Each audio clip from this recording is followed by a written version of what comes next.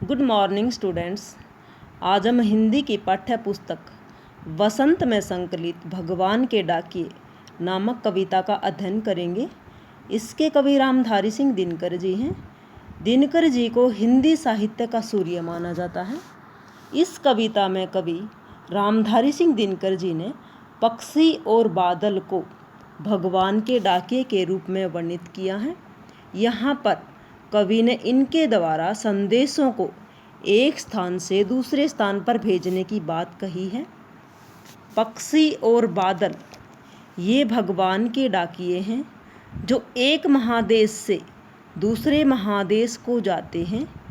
हम तो समझ नहीं पाते हैं मगर उनकी लाई चिट्ठियाँ पेड़ पौधे पानी और पहाड़ बाँचते हैं। महादेश अर्थात कोई बड़ा देश, बाँचना अर्थात बोलना।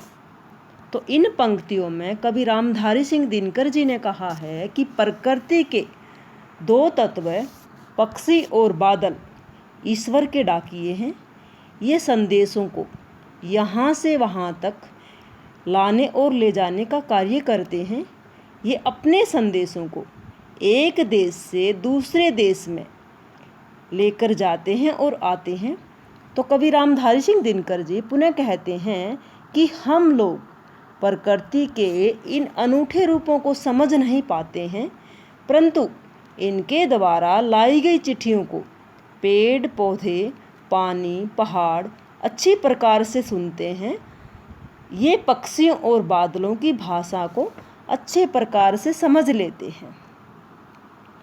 हम तो केवल यह आंकते हैं कि एक देश की धरती दूसरे देश को सुगंध भेजती है और वह हवा सौरभ हवा में तैरते हुए पक्षियों की पाँखों पर तिरता है और एक देश का भाप दूसरे देश में पानी बनकर गिरता है।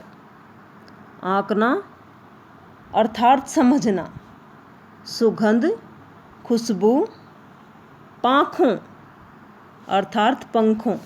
तो इन पंक्तियों में कवि रामधारी सिंह दिनकर जी पक्षियों और बादलों को डाकिये के रूप में वर्णित करते हुए कहते हैं कि हम लोग तो मात्र यही समझते हैं कि एक देश की धरती वायु के माध्यम से अन्य देश की धरती को सुगंधित हवा भेजती है।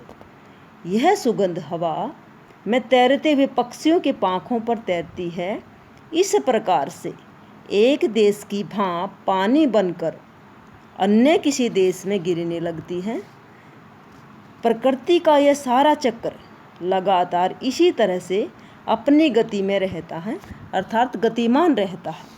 तो यहाँ पर इस कविता में कवि ने बादल और वायु के माध्यम से प्रकृति के चक्र को समझाया है। धन्यवाद।